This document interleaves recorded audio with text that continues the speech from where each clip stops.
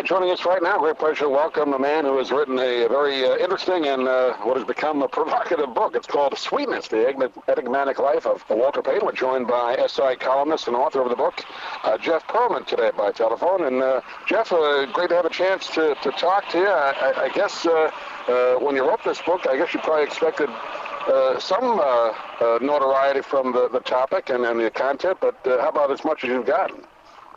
No, I didn't really see this one coming. You hope people are like, oh, what a great book and what a fascinating book, and people have actually read it seem to feel that way. But there was this instant backlash because of the Sports Illustrated excerpt, which dealt with a particularly dark time in Payton's life. And, how dare you do this? How dare you write about him in this way? And I was like, please read the book. We're not going to read that book, please read the book. We're not going to read that book, and so you're stuck with people ripping you for a book they haven't even read. Yeah, I didn't really understand that because there's been books. I just talked to Jane Levy the other day. She wrote the book about Mickey Mantle, and that went into, his off-the-field exploits. I mean, there's no secret there. I guess maybe the point, maybe people thought, well, we haven't heard these stories about Walter Payton before, but I think what you're doing is, it's factually, you base it up with interviews. I mean, you're not making it up. Why would they hammer you for that? It doesn't make any sense. Well, I think there's always been, to some degree, and this may be just the media guy in me, but like blame the messenger sort of mentality out there. And, Jane Levy, great example. I mean, awesome book on Mickey Mantle. Last Boy was fantastic, and, it delved more than ever into his alcoholism and his, the womanizing. And people here in New York, where I am, they still love Mickey Mantle in the same way when Richard Ben Kramer wrote his amazing biography of Joe DiMaggio. They still love Joe DiMaggio. My opinion is learning that your heroes were human and your heroes were flawed doesn't make them any less heroes. It just makes them more human. You look back at Wilt Chamberlain. When that book came out, I guess he had a part in writing that one, but still, his off-the-court exploits were legendary. I think it does make an interesting story. People want to know that. Right. No, I agree 100%.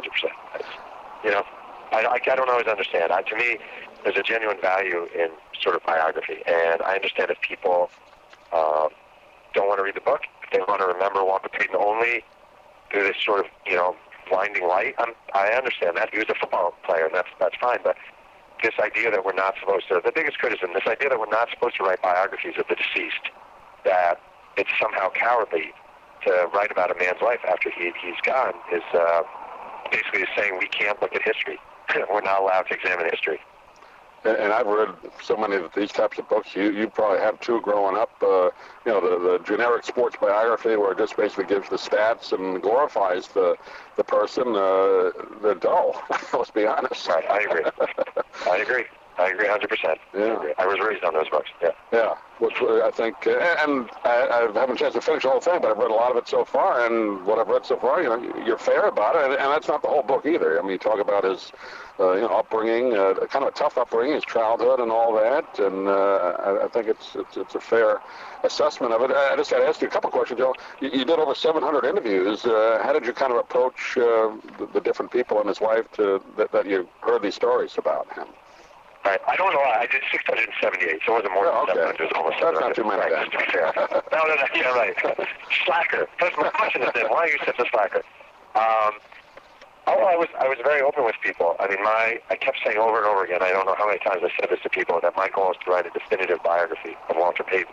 And people would say, so you're going to write a positive book?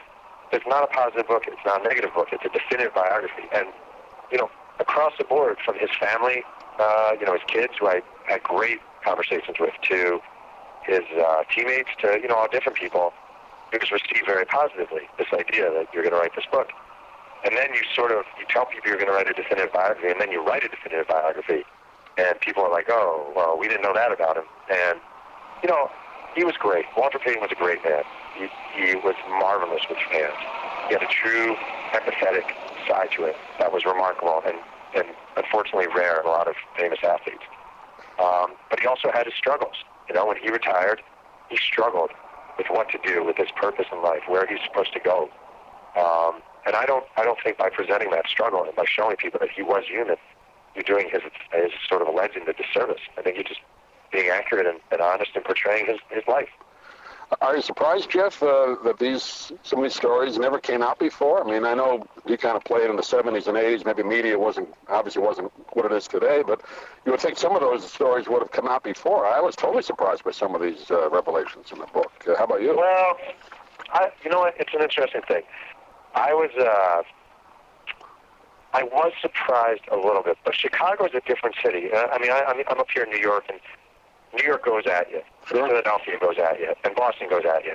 Chicago does not go at you. Chicago is the biggest little city. You know, it's a place where they actually sort of protect their athletes. And in fact, you know, as I've definitely learned this past week, if you dare say sort of anything negative from an outside standpoint, especially, or dare write anything sort of revealing, not only will the fans go after you, but the members of the media will go after you.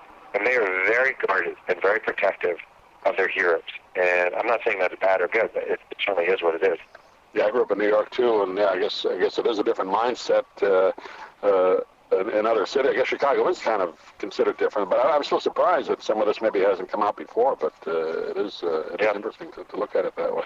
Well, I know we have limited. What's that? Yeah, go ahead. He was very guarded. That was a big thing. He was very guarded, and he wasn't opening up. He wasn't telling people stuff off the record. He was a guarded, protected man. Yeah, I don't remember hearing too many interviews with him when he played. It was, you know, usually a couple of questions after a game. That's about it. So he did not do a lot of interviews, did he? No, he did not. He would give you 5 minutes. He blew off a lot of interviews. You know, he didn't like that. He didn't like revealing himself and showing himself to people. He wasn't looking for attention. He wasn't looking for the spotlight.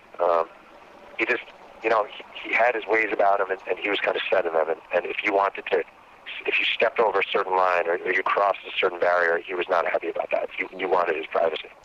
Well, I know we have a limited time today, Jeff. I want to just let the people out there know they can get the book. It's called Sweetness, The Enigmatic Life of Walter Payton. You have a website, Jeff? People can get a hold of the book or talk to you with a message, something like that?